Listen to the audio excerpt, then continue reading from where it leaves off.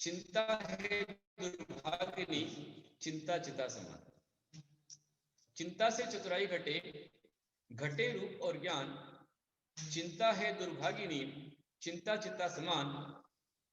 और तुलसी भरोसे ईश के, निर्भय होए के सोए। अनहोनी होनी नहीं, और होनी होए सो होए। आप जो निरंतर भक्ति कर रहे हैं, इसमें मैंने आपको पूरे 6-8 महीनों में ये बताने का प्रयास किया कि माना कि जिंदगी की राहें आसान नहीं, माना कि जिंदगी की राहें आसान नहीं, पर मुस्कुराकर चलने में कोई नुकसान नहीं, मुस्कुराकर जीने में कोई नुकसान नहीं।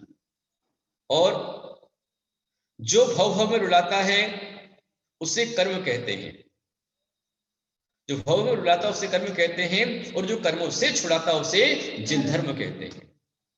भगवान पार्श्वनाथ के जीव ने हाथी की पर्याय से जिन धर्म को धारण किया, उनकी बहुत सुंदर कथा है। 10 भव का जीवन है। मैंने औरंगाबाद राजा बाजा ने बहुत विशाल रूप में उसको सुनाया था, उसका समापन कश्मीर में किया था।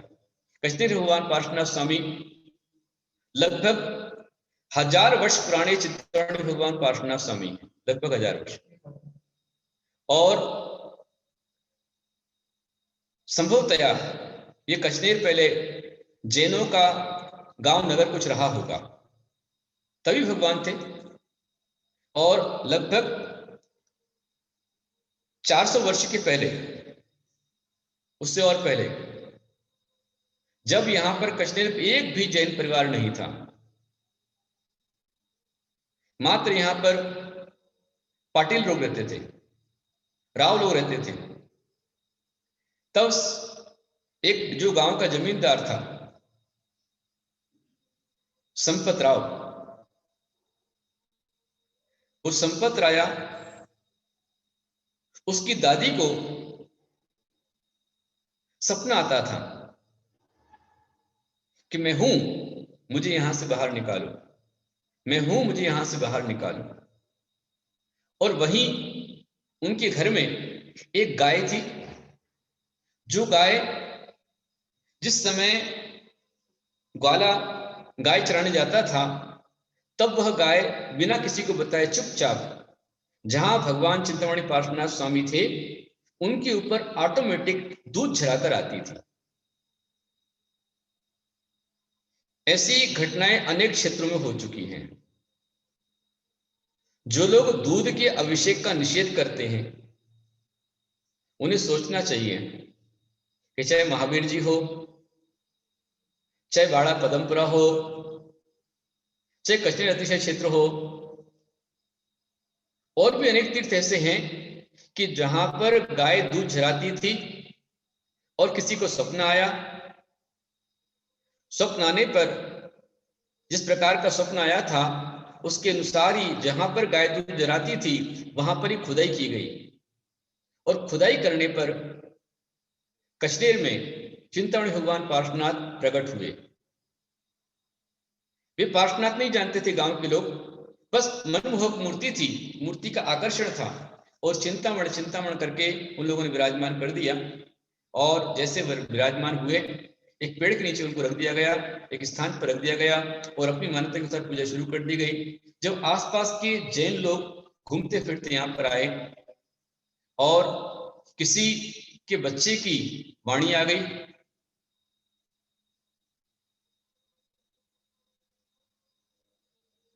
हाँ बहुत अच्छा है, तो किसी के कोई बच्चा बोलने लग गया, गूंगा बोलने लग गया, किसी किसी अंधे को दिखने लग गया, और कोई कोई लंगड़ा चलने लग गया। कई परिवार ऐसे थे कि जिन परिवारों के घर में शादी होने के बाद संतान नहीं थी, बाबा के दर्शन करने आए, पदयात्रा करने आए, तो उनकी वंश वृद्धि हो गई, परिवार वृद्धि हो गई, धन वृद्धि हो गई। ऐसे कई लोगों ने अनुभव किया है। इस कारण से लगभग लगभग 200-250 किलोमीटर दूर से आज भी लोग चले आते हैं। हैदराबाद से, नासिक से, नांदगांव से, और चारों दिशाओं से 200-250 किलोमीटर से भी लोग दूर दूर से 500 किलोमीटर से पद यात्रा करते चले आते हैं। मतलब कितने महीने पहले वो निकलते होंगे? लातूर से आते हैं, उस्मानाबाद से आते हैं, बीड़ से आते हैं, परवड़ी से आते हैं, दिवाली होते ही निकल जाते हैं, दिवाली होते ही निकल जाते हैं और पूनम तक यहाँ पहुंचते हैं। बाबा उनकी व्यवस्था कर देते हैं, रास्ते में उनके रहने की, खाने की, पीने की सारी व्यवस्थाएं, जितनी यात्रा निकलती है सब जगह पर भक्तों व्यवस्थाएं करते जाते हैं। ऐसी पद यात्रा सदियों से कचनेर की चली आ रही है। ये पहली बार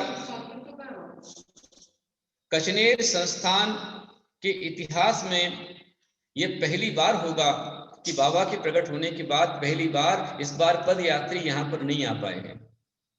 क्यों नहीं आ पाए, किस कारण से नहीं आ पाए? हमारा मूल अपना कर्म है। इसीलिए हम लोग कल यहाँ पर करवाएंगे सर्वदोष प्रायश्चित विधान। जो भी दोष हो, सर्वदोष प्रायश्चित विधान। ये अनेक प्रतिष्ठाचार्य कर्नाटक के मुझसे काफी समय से निवेदन कर रहे थे, मांग रहे थे। कभी माता जी को बोला, कभी मुझे कहा, और मैंने इस बार बनाया है। तो पहली बार ऑनलाइन वो सर्वदोष प्रायश्चित विधान संपन्न होगा, आप उसमें जुड़कर के लाभ लेंगे। भगवान प्रकट हुए चिंतन बाबा, और प्रकट होने के बाद में जब जैन लोग यहाँ पर आए, उन्होंने देखा कि अरे भगवान की ऐसी दशा, ना वेदी है, ना आसन है, ना छप्पर है, कुछ भी नहीं है। तब जैन लोगों ने कहा ये मूर्ति हमें दे दीजिए। तो गांव के सरपंच ने कहा नहीं बाबा, यहाँ निकले, बाबा यहाँ से नहीं जाएंगे, आप जैसा कहेंगे वैसा मंदिर बनेगा, जो कहेंगे वैसी पूजा होगी, आप लोग पूजा कीजिए, बाबा को हम अपने गांव से जाने नहीं देंगे। और गांव के अंदर मंदिर बना, हर दिन भगवान का अभिषेक पूजन होता था। और एक दिन एक गांव की स्त्री जिसका अशुद्ध अवस्था थी, पति ने समझाया, मना किया कि अशुद्ध अवस्था में भगवान के दर्शन करने मत जाओ, लेकिन पत्नी नहीं मानी और वह अशुद्ध अवस्था में ही चिंतामणि भगवान पार्श्वनाथ के दर्शन करने चली गई। और जैसे ही उस स्त्री की दृष्टि भगवान से मिली, भगवान से मिलते ही उसको दिखना बंद हो गया और भगवान का जो मुख था वह इस मूर्ति के बिंब से गिरकर नीचे गिर पड़ा। कोई पत्थर नहीं, कोई चोट नहीं, कोई धक्का नहीं, लेकिन अशुद्ध स्त्री के देखने मात्र से वह मूर्ति खंडित हो गई और उस गले से, गर्दन से खून की धाराएं निकलती एक प्रतिमा के अंदर से। सोचो आप कितना अतिशय उस मूर्ति का है। आज भी भगवान के फण पर पीछे साइड में आज भी उस मूर्ति पर कहीं कहीं वो उस समय पुराने रक्त के निशान आज भी हैं। यह अतिशय भगवान पार्श्वनाथ का अपने आप में है। मूर्ति विज्ञान से हम देखें, शिल्प विज्ञान से देखें तो ये अपने आप में हट करके है। और अतिशय उसका है कि प्रतिमा कभी स्थिर नहीं रहती। सोचा कि भाई मूल नायक है, वो तो अचल होना चाहिए, चलायमान नहीं होना चाहिए। और किन्हीं आचार्य ने आकर प्रयास किया, कोई कारीगर को बुलाया, उसने सीमेंट लगाई, लगा करके हट गया, सीमेंट फूट के अपने आप बाहर निकल गई। ऐसा सुनने में आया मेरे कि जिसने सीमेंट लगाई वो कारीगर ही नहीं बचा। ऐसा फिर उसके बाद कभी भगवान पार्श्वनाथ को स्थिर करने का प्रयास नहीं किया गया। और इसी कारण से संपूर्ण औरंगाबाद जिले में, चाहे वो औरंगाबाद हो, औरंगाबाद कोई मंदिर हो, जटवाड़ा हो, कचनेर हो, यहाँ तक कि देवल राजा, अंबड़, जामखेड़, रानी ऊंचेगांव, यहाँ पर जितने भी मंदिर हैं, इन मंदिरों में कहीं पर भी मूल भगवान की मूर्ति स्टेबल नहीं है, स्थिर नहीं है। यहाँ पर चलायमानी होती है। और जो यहाँ की प्रथा है उसको ही चूंकि सदियों से चली आ रही है, उसमें हमें छेड़छाड़ करने कोई अधिकार नहीं है। कहीं पर भी भगवान की मूर्ति को आप स्थिर करने का प्रयास ना करें। यहाँ की प्रथा है, यहाँ का अतिशय है कि मूर्ति स्थिर नहीं की जाती है। इसलिए कोई नया काम ना करे वरना परेशानी आ जाएगी। हाँ, तो भगवान पूरे गांव में सन्नाटा छा गया, लोग रोने लग गए, दुखी होने लग गए। वो स्त्री जिसकी आंख से दिखना बंद हो गया खूब पश्चाताप से भर उठी। दूसरी मूर्ति लाने की बात चली। जिंतूर से भगवान महावीर स्वामी की मूर्ति आ गई, पर महावीर स्वामी की मूर्ति दहली पर ही अटक गई, द्वार पर ही, अंदर नहीं जा रही। यह अतिशय देखा लोगों ने। फिर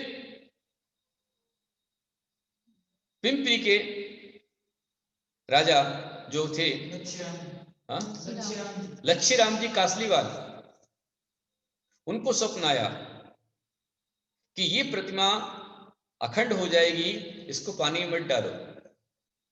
फिर क्या करो, गर्भगृह में यहीं पर ही गड्ढा खोद करके घी और शक्कर का घोल उसमें डालो, मूर्ति को विराजमान करो, उसमें और घी शक्कर डाल दो। और वैसा किया गया, घी शक्कर डाल दिया और मंदिर का मुख्य द्वार, गर्भगृह का द्वार लॉक कर दिया, बंद कर दिया गया। और सारे भक्तगण लगातार 8 दिनों तक नमोकार मंत्र का पाठ दिन रात अनवरत रूप से करते रहे। 8वें दिन ऑटोमेटिक मंदिर के मुख्य द्वार के ताले टूट गए, द्वार खुल गए और जो मूर्ति गर्भगृह के अंदर गड्ढे में नीचे रखी गई थी वो मूर्ति अपने आप प्रकट हो गई अखंड रूप में। और उस समय वो स्त्री वहां पर थी, उस मूर्ति की आंख से दिव्य ज्योति निकली और वह महिला की आंख में गई, उसको वापस दिखना शुरू हो गया। ऐसा अतिशय सुना आ रहा है, चलता आ रहा है। दुनिया भर में कोई भी आचार्य यदि औरंगाबाद जिले में आया है तो हर एक आचार्य साधु को नियम से कश्मीर आना ही होगा। ये ऐसे सरकार हैं, ऐसे भगवान हैं कि यदि आप यहां पर सलामी देने नहीं आए, आप इनकी चौखट पे नहीं आए, आपने दर्शन नहीं किया, तो आपका काम यहां पर सफल नहीं हो सकता है। मेरा स्वयं का अनुभव है, मैंने अनुभव किया है। 2002 में जब मैं पहली बार महाराष्ट्र में औरंगाबाद में आया, गजपंथा से विहार करते हुए औरंगाबाद से देवलगढ़ राजा चतुर्मास के लिए मैं जा रहा था 2002 में। और औरंगाबाद के भक्तों ने, देवलगढ़ राजा के भक्तों ने, सारे भक्तों ने खूब निवेदन किया कि आप आए हैं तो यहाँ से कश्मीर होकर के आप फिर जाइए। मैंने कहा भाई बरसात बहुत हो रही है, पानी बहुत गिर रहा है, ये इतना फेरा पड़ जाएगा, इसलिए बाद में देख लेंगे। चले गए हम, देवलगढ़ राजा पहुंच गए, चतुर्मास की पत्रिका छप गई, मंगल कलश आ गया, 15 दिन हम वहां पर रह भी गए। सारे देवलगढ़ जानते हैं, गाँव सभी लोग जानते हैं कि मेरा मन पूरा चतुर्मास करने का था और गांव के सब भक्तों का पूरा मन चतुर्मास कराने का था। उसके बावजूद भी मेरा चतुर्मास वहां पर नहीं हुआ 2002 में। और मुझे लौट करके वापस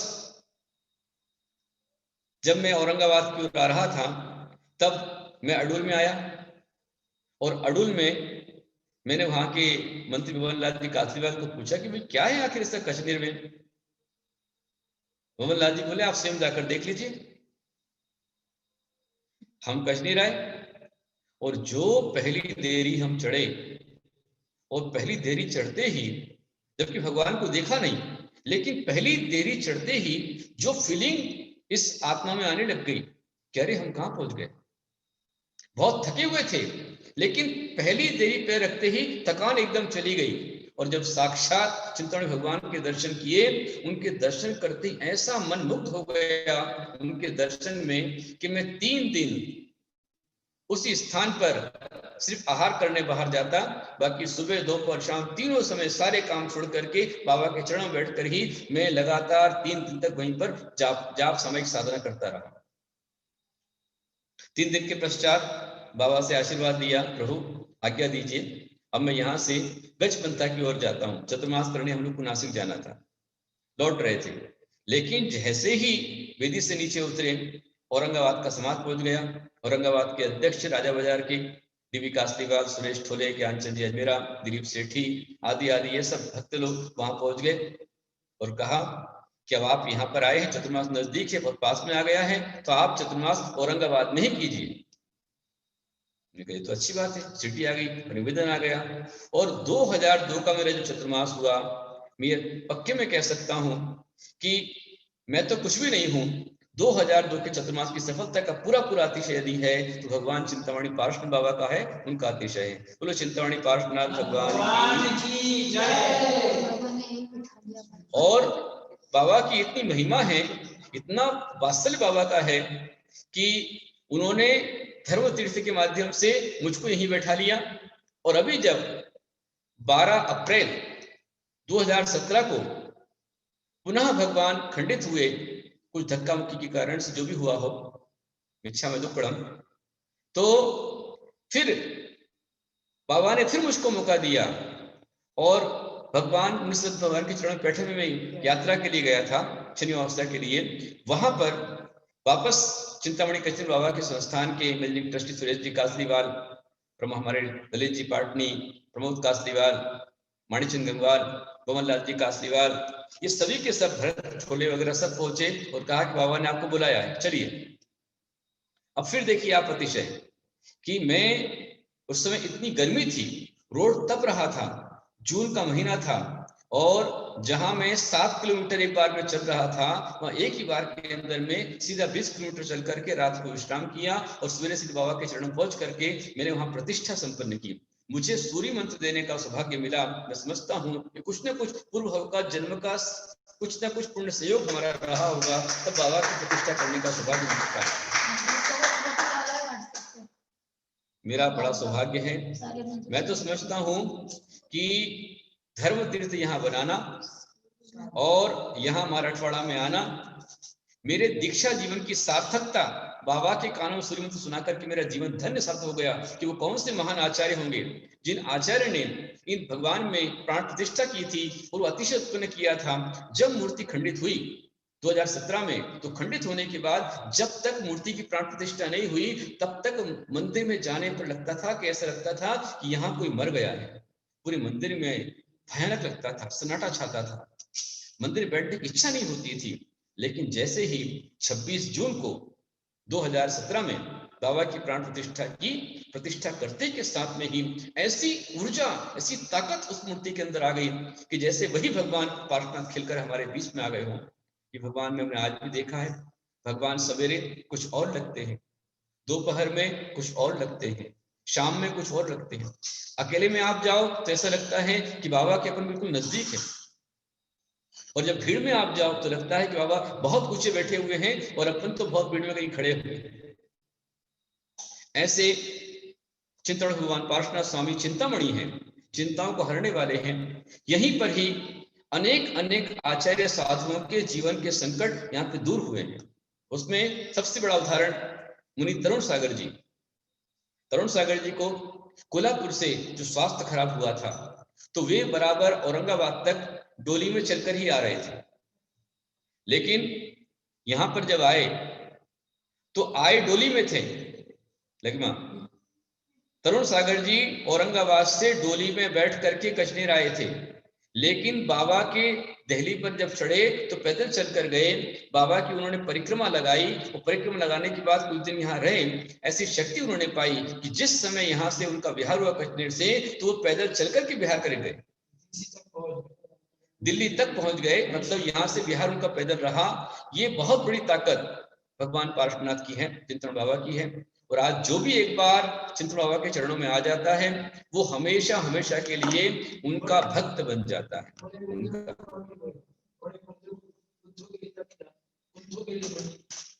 हमारे गुरुदेव आचार्य शिवकुंज सागर जी हों, चाहे वो आचार्य सन्मत सागर जी हों, चाहे वो आचार्य शांत सागर जी हों, चाहे आचार्य विमल सागर जी हों, चाहे वो आचार्य श्री देवनंदी जी हों, जो भी यहाँ पर आ चुका है कश्मीर में, वो हमेशा उनका मुरीद, उनका भक्त, उनका दास बन गया। नमोकार तीर्थ हो, कुंतुगिरी हो, धर्म तीर्थ हो, ये सब कुछ चिंतन भगवान पार्श्वनाथ का ही अतिशय है। भगवान के पीछे सिक्का चिपका ऐसा अनुभव किया है कि इसके पहले और भी कई साधुओं ने, कई आचार्यों ने यहाँ पर इस कश्मीर के पास ही कुछ तीर्थ बनाने की भावना रखी, सपना संजोया, लेकिन उनके योग नहीं बैठे। और मैंने कश्मीर से, नासिक से लेकर के औरंगाबाद तक मैंने एक स्थान देखे, पर कोई पसंद नहीं आया। ढाबरूद तक देख लिया, वहां तक पसंद नहीं आया। आखिर बाबा ने कहा बेटा जाता कहाँ है, बैठे यहीं पर आराम से, और ये जगह उन्होंने दी। आज धर्म तीर्थ पर पूरी पूरी दृष्टि भगवान पार्श्वनाथ की, हर दिन उनकी दृष्टि हमारे इस धर्म तीर्थ पर आती है। जब भी मौका मिलता है, अनुकूलता होती है, उनके चरणों में चला जाता हूँ। और अब एक बार में 2 यात्रा हो जाती है, धर्म तीर्थ से कश्मीर की पद यात्रा होती है, कश्मीर से धर्म तीर्थ की पद यात्रा होती है। मैं सोच रहा था कि इस बार ऑनलाइन है सारा कार्यक्रम, दूसरा बहुत सारा काम है, इस कारण से मैं कल कश्मीर नहीं जाऊंगा, ये मैं सोच रहा था। मेरी अपनी सोच थी कि भाई बहुत सरकारी लफड़े हैं, ये है, वो पुलिस वाले रहेंगे, वो रहेंगे, भाई कहाँ पहुंच जाएं। लेकिन बाबा का संकेत फिर आ चुका है। जो हमारे आज के कल के अभिषेक के महामहोत्सव के सौधमिंद्र हैं, आर पहाड़े, उपाध्यक्ष प्रवीण लोहाड़े, किरण मास्टर, हमारे सुनील भैया कासलीवाल, और ये 4-5 लोग सभी निवेदन करने आए। मुकेश कासलीवाल, किरण मास्टर, प्रवीण लोहाड़े, सुनील कासलीवाल और आर पहाड़े, ये 5 लोग मिलकर के आए। इनकी मेरे से बोलने की हिम्मत नहीं हो पा रही, शिकवा चढ़ा दिया उन्होंने, लेकिन शांति गुप्ता जी को लेकर के आए। और शांति गुप्ता जी तो मतलब उनका पूरा जीवन ही भगवान पार्श्वनाथ के समर्पित है। मैं समझता हूँ शांति गुप्ता जी भी पूर्व भाव में निश्चित रूप में उस भगवान पार्श्वनाथ के कुछ ना कुछ संबंधी रहे होंगे। इस कश्मीर से कुछ ना कुछ नाता उनका रहा होगा, तभी उन्होंने उसका मंदिर खड़ा किया है, और तभी उनकी दीक्षा मेरे हाथ से हुई है। कश्मीर में दीक्षा हुई, औरंगाबाद करने की भावना थी, धर्म तीर्थ में करने की भावना थी, यहाँ करेंगे वहां करेंगे, यह भी बाबा का अतिशय है। ऐसे अतिशयकारी भगवान का कल अभिषेक होने जा रहा है। आप सब महानुभाव पूरी भक्ति के साथ में जुड़िए, लाभ लीजिए। आज जो आपने गेहूं रखा हुआ है, उन्होंने बाबा ने ये संकेत दिए कि उनका अभिषेक बंद हुआ था और 27 बार आपके द्वारा खुला हुआ, अभिषेक के लिए आपको बाबा ने बुलाया, उसके लिए आपको जाना जरूरी था। हमारे बाबा जी शांति गुप्ता जी याद दिला रहे हैं कि 2017 से लेकर के 17, 18 और 19 तक बाबा का अभिषेक बंद हो गया था। साल में एक बार ये अभिषेक, वन टाइम, अकेले कार्तिक पूनम को। लेकिन ये बाबा का अतिशय है कि उन्होंने ही मुझे वापस पिछली बार बुलाया, और उन्होंने मेरे ही मुख से कहलवाया कि एक बार फिर बोलो। मैंने कमेटी को इस आह्वान किया कि देखो कश्मीर का अतिशय यदि है बाबा के अभिषेक से है। कश्मीर की यात्रा है, हर पूनम को जितनी यात्रा भगवान का अभिषेक होता है खूब बिड़ाती है, क्षेत्र का विकास होता है, बाबा का अतिशय बढ़ता है। और उस बात को कमेटी ने समझा, और पिछले साल यात्रा पर यह घोषणा हुई कि अब साल में 27 दिन भगवान का अभिषेक किया जाएगा। ये भी बात खुली, बाबा का अतिशय अपने आप में है, और अभिषेक लगातार चल रहा है। आप भले चल नहीं देख पा रहे हो, लेकिन चल रहा है। तो कल एवरीडे भगवान का अभिषेक हो रहा है। कल बिल्कुल पहाड़ी जो फल प्राप्ति हुई वो आज सौदामिंद्र बने। आर पहाड़े हमारे पिछले चतुर्मास का कलश उन्होंने प्राप्त किया। और देखिए आप, ये सामने फोटो है, हमारे वसंत भैया ने शेयर किया है आपको कि ये जो भगवान पार्श्वनाथ स्वामी हैं, इनकी पुनः शुद्धि जब की गई तब पूरा पंचकरणक मैंने किया, और भगवान के कान में सूर्य मंत्र देने का सौभाग्य मुझे प्राप्त हुआ। जब मैं उस क्षणों को याद करता हूँ तो मुझे रोमांच आ जाते हैं। ये सूर्य मंत्र देते हुए का फोटो है। लोग इस फोटो का गलत प्रचार करते हैं कि मूर्ति को खंडित कर दिया, मूर्ति को जोड़ रहे हैं, ऐसा विषय बोलो चिंतामणि पार्श्वनाथ भगवान की जय। ये अतिशय आप देख पा रहे हैं। तो ऐसे भगवान पार्श्वनाथ स्वामी का कल 30 नवंबर को सुबह 9:30 से लेकर के 12 बजे तक भगवान का अभिषेक दिखलाया जाएगा, ऑनलाइन चलेगा। जूम मीटिंग पर भी आप देख पाएंगे, जैनम फर्स्ट पर, और पारस चैनल पर आप टीवी के ऊपर आराम से आप देख सकते हैं। भगवान का अभिषेक अवश्य देखिए, बहुत बड़ा अतिशय भगवान का, उनका अभिषेक करके आपका कल्याण हो सकता है। अभी हमारे बीच में एक महिला एक्स्ट्राविका है, कल्पना साहू जी, जो कि अंबड़ से है। उनको बोन कैंसर हुआ, डॉक्टर ने कहा कि बचने की उम्मीद कम है। उसके बावजूद भी वो हमारे पास में, उनके पति हमारे पास लेकर आते थे। अभी भी यहाँ पर वो अनुष्ठान में शामिल थी, बहुत देर से बैठी हुई थी कल्पना साहू जी। और धर्म तीर्थ पर इच्छा पूरा का दिन भगवान के विशेष कल्याणक के दिन में उनका घी से अभिषेक किया गया और वो घी उन्होंने लिया और वही घी लगातार वो लगाती जा रही है 2017 से, और आज भी सकुशल हमारे बीच में है। ये भगवान की शांतरा का अतिशय है, चित्तौड़ भगवान पार्श्वनाथ का अतिशय है। अब सुन लीजिए, समय हो गया है। तो जो आपने पोटली बनाई है, आज उसे सुबह अभिषेक के टाइम पे आपने रखा है, दोपहर के विधान में आपने मंत्रित किया है। उस पोटली में से जो गेहूं है, उस गेहूं को क्या करना है आपको?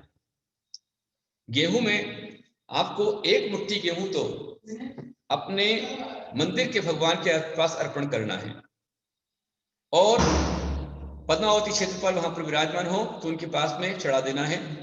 बाकी जो बचा गेहूं है उसको आप गेहूं मिला दीजिए। जो गेहूं आप घर में रखते हो, साल भर का अनाज रखते हो,